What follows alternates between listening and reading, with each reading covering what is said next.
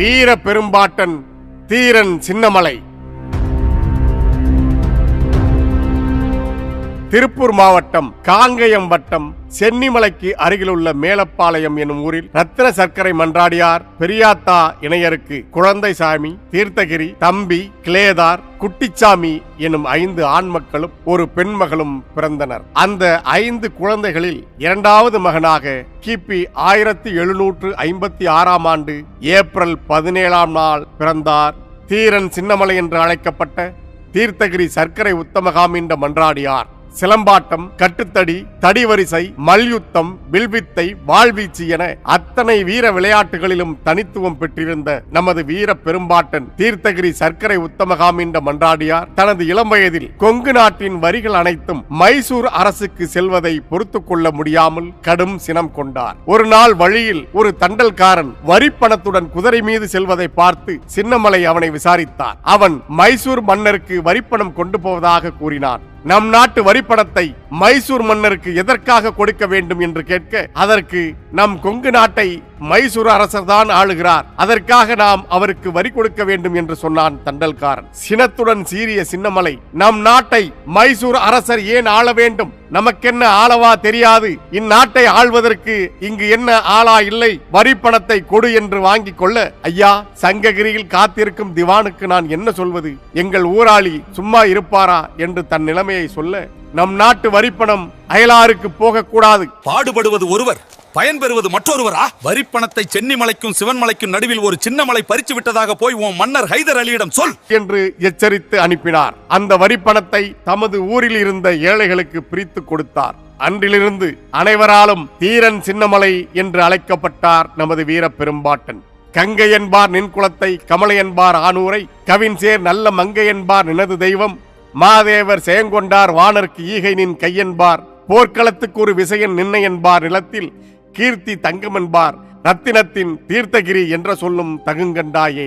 சென்னிமலைக்கும் சிவன்மலைக்கும் இடை தீரமிகு சின்னமலை என்று மேனாம்பு பேசிய தீர்த்தகிரி எனும் பாடல் நமது பாட்டனின் பெருமையை பாடுகிறது. தீரன் சின்னமலையிடமிருந்து தப்பிய தண்டல்காரன் சங்ககிரியில் தங்கியிருந்த மைசூர் அரசின் திவானிடம் நடந்ததை சொல்ல 100 குதிரைப்படை வீரர்களை அனுப்பி தீரன் சின்னமலையை பிடித்து வர ஆணையிட்டார் திவான். அப்படை வரும் செய்தி அறிந்த சிறிது நேரத்தில் சின்னமலை தனது நண்பர்களான பொல்லான் என்கிற வேலப்பன் மற்றும் கருப்பு சேர்வையுடன் சேர்ந்து மக்கள் படையோடு புயலென சுழன்றார். தீரனை பிடிக்க வந்த படை சிதறி ஓடியது. கருப்பு சேர்வை, பொல்லான், திப்புவின் படையில் இருந்த குணால நாடார் ஆகியோர் இறுதி வரை தீரன் சின்னமலைக்கு நண்பர்களாகவும் படை தளபதிகளாகவும் தோளோடு தோளாக நின்றார்கள் என்பது வரலாறு. சின்னமலையின் படை தளபதியான கருப்ப சேர்வை பிரெஞ்சு தேசத்தின் மாவீரன் நெப்போலியனிடம் தூது சென்றவர்களில் ஒருவர். கட்டுத்தறிக்காரர் முன்னடக்க உடன் கருப்ப சேர்வையும் பின்னடக்க, வட்ட பொட்டுக்கார சின்னமலை அதோ வார சௌரியம் பாருங்கடி, பூனை குளம் என வெள்ளை படையோட பூரித்து வீர புலி போல சேனைக்கு அதிபதி சின்னமலை வரும் தீரத்தை வந்து மே பாருங்கடி, கச்சை கட்டும் தடிக்காரர்களே வெள்ளைக்காரர்களை எங்கு கண்டாலும் காலை ஒடித்து துரத்துங்கள் என்றுமே கட்டளையிட்டானாம் சின்னமலை என்று பாட்டனின் புகழ் பாடுகிறது சின்னமலை கும்மி பாட்டு. கொங்கு நாட்டை அயலார் கையிலிருந்து மீட்க வேண்டும். ஒரு நாட்டை அந்நாட்டுக்கு சொந்தக்காரன் இல்லாத அயலான் ஒருவன் ஆள்வதை அனுமதிக்க கூடாது. நம் நாட்டை நாமே ஆள வேண்டும். அயலார் ஆட்சியில் சொந்த நாட்டு மக்களுக்கு எந்த நன்மையும் ஒருபோதும் ஏற்படாது, தீமைகள் தான் உண்டாகும். அதைவிட தாய் நிலத்துக்கு தொடர்பில்லாத அயலான் ஒருவன் தங்கள் தாய் நாட்டை ஆட்சி செய்வதை பொறுத்துக் கொள்வதை போன்ற மானக்கேடு அந்நாட்டு மக்களுக்கு வேறு ஏதுமில்லை. இமயம் முதல் குமரி வரை தமிழ் மொழி கொண்டு ஆட்சி செய்த மூவேந்தர்களின் தமிழ்நாடு தமிழ் தெரியாத அயல் மொழியாளர் ஆட்சிக்கு உட்பட்டு அல்லல் படுவதா? பல ஆண்டுகளாக தமிழ்நாடு ஆந்திரத்து நாயக்கர் ஆட்சியில் அயல் மொழியாளர் மேற்பார்வையில் இருந்து வந்ததாலேயே தமிழ் மொழி தன் பெருமையை இழந்துவிட்டது. இனியும் அயல் நாட்டவரின் ஆட்சிக்கு உட்பட்டால் நம் தாய்மொழி என்னாகும்? வேற்றுமொழி பேசுவோருக்கு தம் தாய்மொழி அல்லாத மக்களிடம் எப்படி அன்பு உண்டாகும்? நம் தாய் நாட்டை அயலார் ஆள அந்த ஆட்சியின் கீழ் அடிமை வாழ்வது நம் நாட்டு மக்களின் வீரத்துக்கு அழகா? தமிழர்கள் என்ன வீரமில்லாத வெற்று உடம்பினரா? தமிழர் வீரம் இறந்தொழிந்தா போய்விட்டது? இல்லை, உயிரோடுதான் இருக்கிறது, ஆனால் உறங்கி கிடக்கிறது. அந்த உணர்வை தட்டி எழுப்ப வேண்டும். அதை ஏன் நாம் செய்யக்கூடாது என்று நமது வீர பெரும்பாட்டன் தீரன் சின்னமலை தீவிரமாக சிந்தித்தார். அதே சமயம் ஆங்கிலேயர்களை எதிர்த்து போரிட தனக்கு இணையான வீரர்களை தேடிக்கொண்டிருந்த திப்பு சுல்தான் தனது தந்தையான ஹைதர் அலி வரி வசூலிக்க அனுப்பி வைத்த வீரர்களை விரட்டியடித்த தீரன் சின்னமலையை பற்றி அறிந்தார். சின்னமலையே தனக்கு தகுந்த வீரர் என எண்ணி ஓரணியில் திரள்வதற்காக அழைப்போலை அனுப்பினார். வெள்ளையர் எதிர்ப்பு மனநிலை கொண்டிருந்த தீரன் சின்னமலையும் அதற்கு உடனடியாக இசைவு தந்தார். வெள்ளையர் பகை விரட்ட விடுதலை வேட்கை கொண்ட ஆயிரம் வீரர்களை சாதி சமயம் பாராது திரட்டினார் தீரன் சின்னமலை. விடுதலை உணர்வுடன் திரண்டவர்களுக்கு கடுமையான போர்ப்பயிற்சிகள் அளித்தார். இந்த கொங்கு படை திப்பு சுல்தானின் படையில் அணிவகுக்க மைசூருக்கு சென்றது. அங்குதான் குணாளன் நாடாரின் நட்பு தீரன் சின்னமலைக்கு கிடைத்தது. சுதந்திரம், சமத்துவம், சகோதரத்துவம் எனும் கொள்கையும் பிரிட்டிஷ் காலனி ஆதிக்கத்தை எதிர்த்து நின்ற பிரெஞ்சு படையும் திப்பு சுல்தானின் படையில் இருந்தன. தீரன் சின்னமலையின் கொங்கு படை அவர்களிடமிருந்து நுட்பமான போர் பயிற்சிகள் பலவும் கற்றது. திப்புவின் நெருங்கிய நண்பரானார் தீரன் சின்னமலை. திப்பு சுல்தானுக்கும் ஆங்கிலேயருக்கும் இடையே 4ஆம் கட்ட மைசூர் போர் கிபி 1799 ஆண்டு தொடங்கியது. வெள்ளையர் படை 40,000 வீரர்களுடன் மோத தன் உற்ற நண்பன் திப்புவிற்காக களமிறங்கினார் தீரன் சின்னமலை. மழவள்ளி என்னும் இடத்தில் சிறிய படையை கொண்டு போர் புரிந்து வெள்ளையர் படையை வீழ்த்தினார் தீரன் சின்னமலை.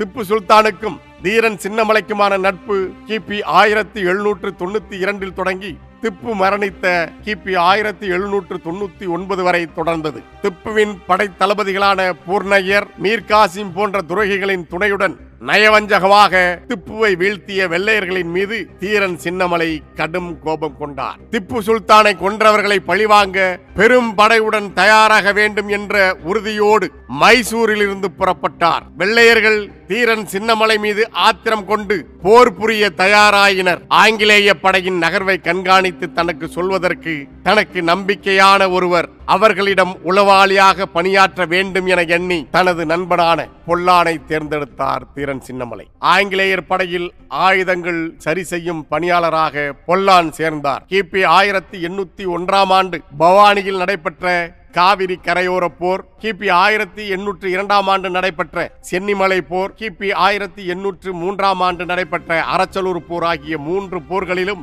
ஆங்கிலேயரை எதிர்த்து தீரன் சின்னமலை மாபெரும் வெற்றி பெற்றதற்கு மிக முக்கிய காரணமாக இருந்தவர் தளபதி பொல்லான் அவர்கள். பொல்லான் ஒற்றனாக ஆங்கில படைக்குள் ஊடுருவி ஆங்கிலேயர்களின் போர் நகர்வுகளை, போர் தந்திரங்களை, படை அளவுகளை தெரிவித்தபடியால் தீரன் சின்னமலை எளிதாக வெற்றி பெற்றார். சிதறி கிடந்த பல்வேறு சமூகங்களை சேர்ந்த ஏறக்குறைய 20க்கும் மேற்பட்ட பாளையங்களை இணைத்த தீரன் சின்னமலை பாளையக்காரர்களுக்கு வெள்ளை ஆதிக்கத்துக்கு எதிரான விடுதலை சிந்தனையை, உரிமை உணர்வை ஊட்டினார். வெள்ளையர் எளிதில் நுழைய முடியாத வண்ணம் பூந்துரை நாட்டின் புகழ்மிக்க ஊரான ஓடா நிலையில் உறுதியான கோட்டையை கட்டினார். அங்கே பயிற்சி கூடங்களும், மக்களின் கருத்தறிய பெரிய வளாகங்களும், அறிஞர்களும் புலவர்களும் விவாதிக்க பேரவைகளும் அமைத்தார். மருதுபாண்டியர்கள் ஒருங்கிணைத்த கோவை புரட்சியின் கூட்டமைப்பில் தீரன் சின்னமலையும் ஒருவர். மைசூரிலிருந்து திப்பு சுல்தான், தூந்தா ஜீவா, சேது சீமையிலிருந்து முத்துராமலிங்க சேதுபதி, கொங்கு பகுதியிலிருந்து தீரன் சின்னமலை, விருப்பாச்சி கோபால நாயக்கர், கேரளாவின் மலபார் பகுதியிலிருந்து பழசி அரசர் என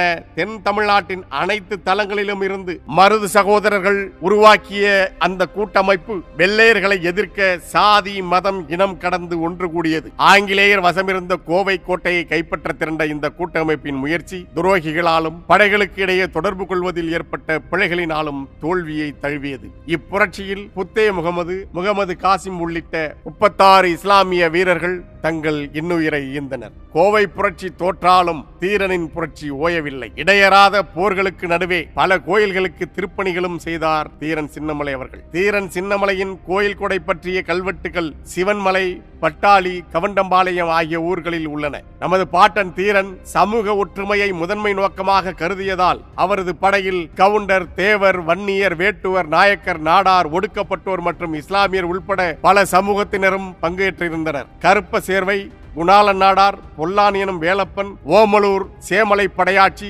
முட்டுக்கட்டை பெருமாத்தேவன், பத்தே முகமது உசேன் ஆகியோர் படையில் முக்கியத்துவம் பெற்றிருந்தார்கள். திப்புவின் படை வீரர்கள் சிலரையும் தன் படையில் இணைத்துக் கொண்டு தன் வீரர்களுக்கு சிவன்மலை காட்டில் கடுமையான பயிற்சி அளித்த தீரன் சின்னமலை துப்பாக்கி, பீரங்கி போன்ற நவீன ஆயுதங்களை பிரெஞ்சு வீரர்களின் துணையுடன் தயாரித்தார். தனது உயிர் நண்பன் திப்பு சுல்தானை கொன்றவன் தன்னிடம் வரும் காலத்தை எதிர்பார்த்து காத்திருந்தார். கிபி 1801 ஆண்டு மேக்ஸ்வெல் பெரும்படை திரட்டி காவிரி ஆற்றை கடந்து வந்தான். அவனை கோட்டைக்குள் நுழைவிடாமல் விரட்டி அடித்தது தீரன் சின்னமலையின் படை. மீண்டும் ஓராண்டு கழித்து நன்கு பயிற்சி பெற்ற படைகளுடன் திரும்பி வந்தான் மேக்ஸ்வெல். தனது படையணிகளை கொண்டு வியூகம் அமைத்து அப்படைகளை சுற்றி வளைத்து தாக்கினார் தீரன் சின்னமலை. ஆங்கிலேய தளபதி மேக்ஸ்வெல்லின் தலையை தீரன் சின்னமலை தனியாக வெட்டி எடுத்தார். வெள்ளையர் படை முற்றிலுமாக அழிக்கப்பட்டது. தன் பெரும்படையால் பல்வேறு படைகளை வென்று மாபெரும் வெற்றிகளை குவித்த மேக்ஸ்வெல் கொங்கு நாட்டில் ஒரு சிறு படையிடம் தோற்றான் என்று ஆங்கிலேயர்களே தங்கள் குறிப்பில் எழுதி வைக்கின்ற அளவுக்கு வீரத்துக்கு இலக்கணமானார் நம் வீர பெரும்பாட்டன் தீரன் சின்னமலை. அதன் பிறகு 2 ஆண்டுகளுக்கு வெள்ளையர்கள் தீரன் சின்னமலையின் பக்கமே வர அஞ்சினார்கள். பிறகு திப்பு சுல்தானை துரோகிகளை கொண்டு நயவஞ்சகமாக கொன்ற ஆங்கிலேய தளபதி கர்னல் ஹாரிஸ் தலைமையில் 3000 வீரர்களை கொண்ட ஆங்கிலேய படை சங்ககிரியிலிருந்து புறப்பட்டது. வழி நெடுக எதிர்த்து நின்ற தமிழ்நாட்டு வீரர்களை கடந்து முன்னேறியது அப்படை. தம்பட்டம்பாறை என்னும் இடத்தில் தீரன் சின்னமலை தனது துப்பாக்கியால் ஹாரிஸின் குதிரையின் மீது சுட்டார். அதை பின்பற்றி ஓடி வந்த 300 குதிரைப்படை வீரர்களும் திரும்பி ஓடினார்கள். காயத்துடன் ஈரோடு வரை ஓடிய அந்த குதிரை அங்கே சுருண்டு விழுந்தது. சின்னமலை வெடி குண்டுக்கு தப்பி ஓடும் சீமைப்படையின் குதிரையெல்லாம் ஒன்னின் பின் ஒன்னாக குள்ளநரி போல ஓடும் ஒய்யாரத்தை பாருங்கடி என்று சின்னமலை கும்மி இந்த நிகழ்வை பதிவு செய்துள்ளது. தனக்கு ஏற்பட்ட அவமானகரமான தோல்வி ஹாரிஸை கூனி குறுக செய்தது. சின்னமலையின் படைகள் சூழத் தொடங்க புறமுதுகிட்டு ஓடினான் ஹாரிஸ். தனது நண்பன் திப்புவின் கொலைக்கு காரணமானவன் பயந்து பதறி ஓடுவதை பார்த்து ஆரவாரம் செய்தார் சின்னமலை.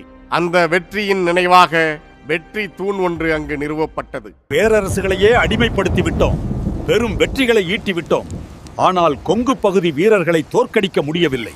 ஆத்திரம் கொண்டார்கள் ஆங்கிலேயர்கள். அதனால் 36 பீரங்கிகள் அடங்கிய மிகப்பெரிய படையுடன் சங்ககிரி கள்ளிக்கோட்டையிலிருந்து இருமுனை தாக்குதல் நடத்தலாம் என புறப்பட்டது ஆங்கிலேய படை. இதை அறிந்த பொல்லான், பெரும் படை வருகிறது, எதிர்த்து நிற்கும் நேரம் இதுவல்ல, ஆயுதங்கள் திரட்டி பிறகு போரிடலாம், கோட்டையை விட்டு சென்று மறைந்து கொள்ளுங்கள் ஒற்றன் மூலமாக சின்னமலைக்கு தெரிவித்தார். சின்னமலையின் ஓடாநிலை கோட்டையை தகர்க்க கள்ளிக்கோட்டையிலிருந்து மிக பெரும் அளவில் பீரங்கி படை வந்து சேர்ந்தது. பொல்லான் என்கிற வேலப்பனின் அறிவுரைப்படி தீரன் சின்னமலை ஓடாநிலை கோட்டையிலிருந்து தப்பித்து பழனிமலை தொடரில் உள்ள கருமலைக்கு சென்றார். பெரும் படையுடன் திரண்டு வந்த வெள்ளையர் படை ஓடாநிலை கோட்டை அமைதியாக இருப்பதை கண்டு திகைத்து போயினர். பொல்லானின் ஒற்று வேலையை கண்டறிந்து அவருக்கு தூக்கு தண்டனை கொடுத்தனர். தாய்நாட்டின் விடுதலை பணியை நிறைவுடன் செய்ததாக மகிழ்ச்சியுடன் மாண்டார் பொல்லான். அவருக்கு உதவியாக இருந்த அனைவரும் சிறையில் அடைக்கப்பட்டனர். வீரத்தை சூழ்ச்சியால் வீழ்த்துவதுதானே கோழைகளின் வழக்கம். அதே வழியில் சின்னமலையை சிக்க வைக்க திட்டமிட்ட ஆங்கிலேய அரசு அவரது சமையல்காரர் மூலம் வலைவிரித்தது. வெள்ளையர்கள் பெரும்படையை கொண்டிருந்தாலும் அவற்றையெல்லாம் விட பெரிய ஆயுதமாக அவர்கள் இங்கிருந்த துரோகிகளையே கருதினார்கள். தீரன் சின்னமலையின் சமையல்காரனாக இருந்த நல்லப்பனே பணத்திற்கு ஆசைப்பட்டு சின்னமலையை காட்டிக் கொடுத்தான். எப்பொழுதும் துப்பாக்கியுடன் இருக்கும் சின்னமலையிடம் சாதுரியமாக பேசி துப்பாக்கியை வாங்கிக் கொண்டான் நல்லப்பன். அதுவரை அங்கே ஒளிந்திருந்த வெள்ளையர்கள் துப்பாக்கி நல்லப்பன் கைக்கு சென்ற உடனே பாய்ந்து வந்து தீரன் சின்னமலையையும் கருப்பு சேர்வையையும் தீரனின் தம்பிகள் இருவரையும் வளைத்து பிடித்துக் கொண்டனர். எதிரியை விட துரோகியை உடனடியாக அழிக்க வேண்டும், அதுவே முதன்மையானது என திமிரி எதிரிகளை உதறி தள்ளியபடியே துரோகியான நல்லப்பனை அங்கேயே சாய்த்து மிதித்தே கொன்றார் தீரன் சின்னமலை. வெள்ளைக்காரன் பணம் சின்ன பணம், அது வேடிக்கை செய்யுதாம் வெள்ளி பணம், வெள்ளி பணத்துக்கு இங்கு ஆசைப்பட்டே அதில் வீசம் போச்சுதடி வீராயி என்று முத்து வீராயி என்பவரின் கும்மிப்பாட்டு இந்த அவலத்தை பதிவு செய்துள்ளது. வெள்ளையர்கள் சின்னமலையை கைது செய்து சங்ககிரி கோட்டைக்கு இழுத்துச் சென்றார்கள். கட்டுக்கடங்காத காளைகள் போல கட்டிப்பிடித்தே கவலையுடன் வெட்டி செயங்கொண்ட சின்னமலை தன்னை வெள்ளைக்காரன் கொண்டு போவதை பார் என்று கொங்கு நாட்டு மக்கள் கண்ணீருடன் திகைத்து நின்றார்கள். கிள்ளையழ பூவையழ கிளர் மாடத்து உள்ளுரையும் பூனையழ இளம் பிள்ளையழ கல்லவிலும் பூங்காவில் கலங்கி நின்று மரங்களழ என்று சொல்லும் அளவு தமிழ்நாட்டு மண்ணே அன்று அழுதது. ஒரு கடைமகனால் ஒரு வஞ்சகனால் தமிழர் வாழ்வு சரிந்தது. ஆனால் வீர பெரும்பாட்டன் தீரனும் படை தளபதிகளும் தம்பியரும் ஊர்வலம் செல்வது போல சென்று தமது கோட்டைக்குள் புகுவதைப் போல சிறைச்சாலைக்குள் புகுந்தனர். ஆங்கிலேய படைத்தலைவன் இருமாப்புடன் வந்து இருக்கையில் அமர்ந்தான். விசாரணை எனும் நாடகம் நடத்தப்பட்டது. நாங்கள் சுமத்தும் வரியை கற்றினால் வாழலாம் என்று வெள்ளையர்கள் ஆசை வார்த்தைகள் கூறினார்கள். உங்களை போன்ற குற்றவாளிகளுக்கு உரியது கொலை தண்டனை தான். ஆனால் நாங்கள் உங்களை அப்படி செய்ய விரும்பவில்லை. உங்கள் வீரத்தையும் தீரத்தையும் மெச்சி எங்கள் படைத்தலைவனாக வைத்துக் கொள்ள முடிவு செய்துள்ளோம். உன் விருப்பம் என்ன என்பதை நன்கு எண்ணி பார்த்து சொல் என்றான் ஆங்கிலேய படைத்தலைவன். அதை கேட்ட சின்னமலை சினந்து நிமிர்ந்து நின்று கோட்டையே கிடுகிடுத்து நடுநடுங்க தீரத்துடன் முழங்கினார். உங்களை 3 முறை வென்றேன். கொங்கு நாட்டை 5 ஆண்டுகள் தனியாட்சி புரிந்தேன். அரசனாக இருந்து இந்நாட்டை ஆள வேண்டும் என்பதல்ல என் ஆசை. அயல்நாட்டை சேர்ந்த நீங்கள் இங்கு இருக்கக்கூடாது. எங்கள் தாய் நாடு அண்டி பிழைக்க வந்த உங்களுக்கு அடிமையாக அடங்கி ஒடுங்கி கிடக்க கூடாது. என் தாய் நாட்டு மக்கள் உங்களிடம் தலை குனிந்து நிற்கக்கூடாது. நீங்கள் எங்களை ஆள்வோராகவும் நாங்கள் உங்களால் ஆளப்படுவோராகவும் இருக்கக்கூடாது. அடிமை வாழ்வை தமிழ்நாடு என்றுமே கண்டதில்லை. தமிழர்கள் தன்மதிப்பு உடையவர்கள். அவர்கள் மானமிழந்து மதிப்பிழந்து மாற்றாருக்கு அடங்கி வாழக்கூடாது. அயல் மொழியாளராகிய உங்களிடம் எம் தமிழ் மக்கள் தேனினும் இனிய செந்தமிழால் பேச முடியாமல் தயங்கி நிற்கக்கூடாது. உலகத்தின் முதன்மொழி, உலக மொழிகளுக்கெல்லாம் தாய்மொழி, உலகுக்கு எண்களும் எழுத்தும் கொடுத்த மொழி, இனிய எளிய இயல்பான எங்கள் தாய்மொழியாம் தமிழ் மொழி பிழைக்க வந்த உங்கள் மொழிக்கு அடிமையாக கூடாது. உங்கள் தாய்மொழி அரியணையில் அமர இவ்வளவென அறிய முடியாத காலமாய் அரசு வீட்டிலிருந்த எங்கள் தாய்மொழி அடிமை போல நின்று குற்றேவல் செய்யக்கூடாது. வீரத் தமிழன் அண்டி பிழைக்க வந்த அயல் நாட்டவருக்கு அடிமையானான் என்னும் பழிமொழி உண்டாக கூடாது என்பதுதான் என் ஆசை. அதற்காகத்தான் உங்களோடு போர் புரிந்தேன். நீங்கள் இங்கு எங்களை சுரண்டி பிழைக்க வந்தீர்கள். நாங்கள் உங்களை அன்போடு வரவேற்றோம். வாணிகம் செய்யும் உரிமையை வழங்கினோம். எங்கள் ஆதரவை கொடுத்தோம். அந்நிலையில் நீங்கள் அமைதியாக இந்நாட்டில் என்றென்றும் இருந்து இனிது வாழலாம். ஆனால் நீங்கள் எங்கள் நாட்டையும் எங்களையும்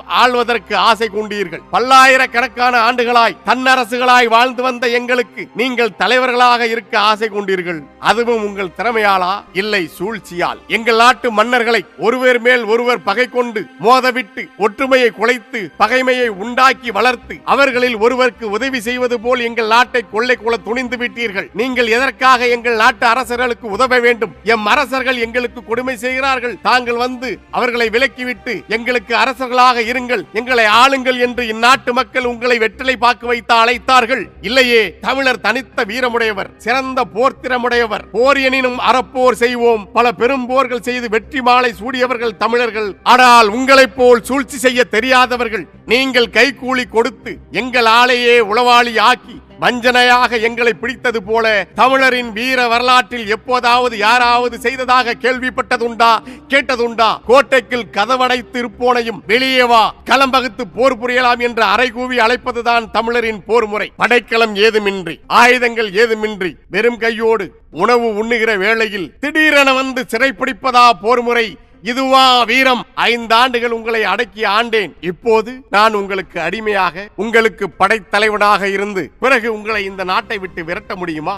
ஒருபோதும் முடியாது. எங்கள் நாட்டின் பகைவர்கள் நீங்கள். உங்கள் காலை தொட்டு கும்பிட்டு எமது வயிறு வளர்க்க நாங்கள் என்ன மானம் கெட்டவர்களா? மானத்தின் பிறப்பிடம் தமிழ்நாடு. மானம் பெரிதா வாழ்வு பெரிதா எனில் வாழ்க்கைக்காக மானத்தை விற்கும் வழக்கம் தமிழர்களுக்கு இல்லை. உங்களுக்கு அடிமையாக இருக்க எங்களால் ஒருபோதும் முடியாது. அயல் நாட்டை சேர்ந்த உங்களை இந்த நாட்டை விட்டு அப்புறப்படுத்துவதற்காகத்தான் நான் உங்களோடு போர் புரிந்தேன். உங்களுக்கு நான் படைத்தலைவனா?